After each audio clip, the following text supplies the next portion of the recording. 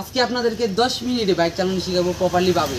আর আপনারা যদি আমার ভিডিওটা আজকে দেখেন তাহলে আপনাদের বাইক নিয়ে কোনো চিন্তা হবে না। আমি আপনাদেরকে আগে পাসগুলো দেখাই।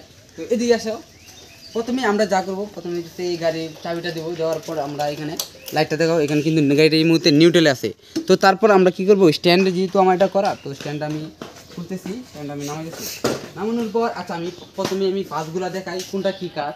তো এই যে দেখেছেন আমি এখানে বসলাম, বসার পর এটা হচ্ছে যে গিয়ার, এটা যদি সামনের দিকে থাকে তাহলে হচ্ছে নিউট্রালে আছে গাড়িটা। আর যদি পিছনে দেয় তাহলে হচ্ছে যে 1 গিয়ার, 2 গিয়ার, 3 গিয়ার, 4 গিয়ার। এটা হচ্ছে 4টা গিয়ারের মধ্যে পড়ছে।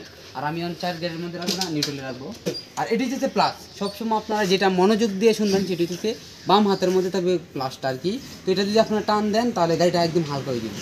আর এটি হচ্ছে পিক আপ, এটা যদি আপনারা বানান তাহলে আপনাদের গতি স্পিড বাড়বে। আর এটি হচ্ছে হাইড্রোলিক। এদিকে আসো, তো এদিকে দাও, এই যে ডাইন হাতে অনেক বাইকের মধ্যে কিন্তু বেশিরভাগ বাইকের মধ্যেই হাইড্রোলিকটা থাকে। আর যেগুলো মনে করেন যে ওল্ড জেনারেশনের বাইক, এগুলোর মধ্যে এই ডান হাতের মধ্যে ব্রেক থাকে।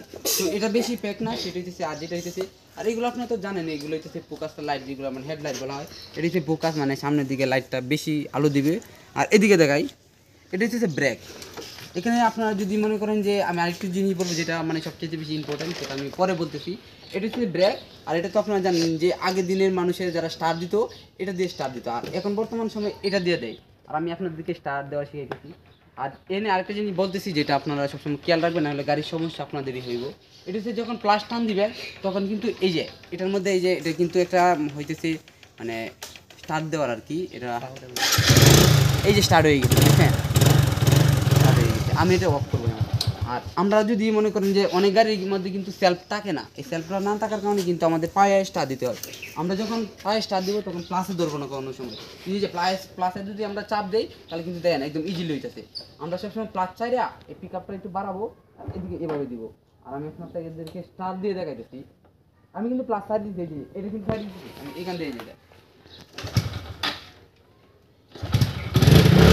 দেখছেন। এখন আমি বলি কখন কত গিয়ারের মধ্যে যদি গাড়িটা চালাই কত গিয়ার রাখবো, এই দেখতে সুস্থ। আচ্ছা এই যে আমি বলেন বস না, আমি শিখাইতেছি। 10 মিনিট যদি না শিখতে পারো আমি জরিমানা দেন বাইকে। আচ্ছা জরিমানা থেকে বস না, এই যে আমি বলি এই যে দেখ এদিকে প্রথম আমরা যেহেতু এই যে গাড়ির কিন্তু এখন কিন্তু চাবি ঘুরান না, এই যে চাবি একটু হাতে চাবি ঘুরাইতে হইতেছে না। তো সেই জন্য এই যে প্রথম আমরা নিউট্রালে আছি, যে গাড়িটা কিন্তু একটা লাইট আসছে, যে নিউট্রালে আছে গাড়িটা। হ্যাঁ নিউট্রালে থাকার পরে যে যেহেতু এই এটা এই যে এখন কিন্তু এই যে স্টার্ট দিলাম, এই প্লাস টান দিলাম, প্লাস টান দিয়ে এই যে এবার দিলাম, এটা কিন্তু স্টার্ট হয়ে গেছে অলরেডি। স্টার্ট হওয়ার পর এই যে আমরা স্মুথ আটটা একদম স্মুথ রাখবো। স্মুথ রাখার পর এই যে একটা গিয়ার পারবো, একটা গিয়ার পাচ্ছি। তারপর যদি আমরা আস্তে আস্তে পারবো আর এটা বাড়াবো, ঠিক আছে। এই যে আমি দেখে আবার আমরা যখন এটা প্লাসটা যদি আস্তে আস্তে ছাড়বো আর স্মুথলি ভাবে এটারে মানে গিয়ারগুলো বাড়াবো আর কি। এই যে গাড়ি যাইতেছে, এটা হচ্ছে একদম বেসিক লেভেলের যে গাড়িগুলো মনে করেন একদম স্মুথলি যাবে। আর আমি যদি বাড়ায় যদি এটা ছাড়ে দিই তাহলে গাড়ি এবার টান মারবো, টান মারতে অনেকে পিছনে প্যাসেঞ্জার যদি থাকে তাহলে পড়ে যাবো। এই যে কীভাবে আসতে হবে এটা মানে পুরোটা সারান যেত না, এর সাথে যত আস্তে আস্তে ছাড়বো তত গাড়িটা স্মুথলি ভাবে আর আস্তে আস্তে বাড়বো। এই যে আমি ছাড়বো মারে দিতে বাড়ায়, মানে এই হাত চাপতেছি আর এই হাতে পিক আপ বাড়াইতেছি একটা। আর আমরা যদি কত গিয়ার হইলে এই বেসিক লেভেলে যদি আমরা চালাই, মানে প্রথম রানিং অবস্থায় সবসময় থাকতে হবে কি মানে একটার মধ্যে গিয়ার একটার মধ্যে বাদ দিব।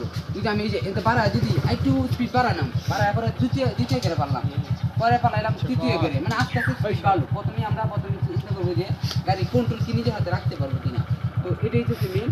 তো আমি যেইগুলো দেখাইছি আপনাদেরকে ক্যামেরাটির সামনে না, এটা অফ করি। তো যেটি দেখাইছি এটা যদি আপনারা সেভ করে রাখতে পারেন মাথার মধ্যে, তাহলে অবশ্যই আপনাদের মানে বাইক চালানো ইজিলি বিষয়। কারণ আপনার ওইটা দেখবেন তারপরে কিন্তু বাইকে চিন্তা করবেন যে 10 মিনিটে পারবো কিনা। এইগুলো মুখস্থ করতে কিন্তু সর্বোচ্চ 20 মিনিট প্রয়োজন, কারণ ছেলেরা যেহেতু বাইক চালাবে, বাইকের প্রতি আকর্ষণ বেশি। তো এটি ইজিলি বিষয়। এটি হচ্ছে প্লাস, এটি হচ্ছে এই যে মানে এটা যে পিক আপ আর কি। আর এটা তো জানেন আপনার। আর গিয়ার বক্সটা এখানে কাজ হইতেছে 3টা। ব্রেক তো ব্রেক করলে ধরতে পারে, তো ব্রেক ইজিলি বিষয়। তো ব্রেকগুলো সমস্যা নাই, আপনার বিপদে যখন পড়বেন তখন ব্রেকে চাপ দিবেন। আর সবসময় কিন্তু হাইড্রোলিকের মধ্যে চাপ দেওয়ার দরকার নাই, আপনার প্রয়োজন মতো হাইড্রোলিক কিন্তু জুড়ে ধরলে এটা আপনাদের আরও বেশি দুর্ঘটনা হওয়ার সম্ভাবনা যতটুকু হওয়ার চেয়ে আরও বেশি হইব। আপনার সবসময় ব্রেক ধরবেন পায়ে আস্তে আস্তে, চারায় এইগুলোর মধ্যে ABS নাই, সেই জন্য আপনার ব্রেক সবসময় করা ধরে মানে পাড়া দিয়ে রাখবেন না, সবসময় চারা ব্রেক ধরবেন, তাহলে স্মুথলিভাবে ব্রেকটা ধরবে। তো এটা আপনারা শিখাইছি। আর এগুলো তো লাইট, এগুলো আপনারা হর্ন এগুলো নিজেরাই পারবেন, সমস্যা নাই, এইখানে রাখো। তো এই টিপটা যদি আপনি অবলম্বন করেন 100% আপনারা বাইক চালাতে পারবেন। তো আমি এখন ওদেরকে শিখাবো, 2-3 জন আছে, একজন পারে মোটামুটি, তাদেরকেও বেসিক লেভেলে একটু জ্ঞান দিব।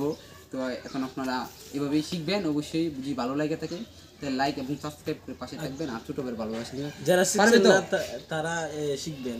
অবশ্যই এই ভিডিও যারা যারা বাইক না চালাতে পারে তাদের কাছে শেয়ার করে দিবেন, সমস্যা কি, চালাতে পারবেন। ওকে।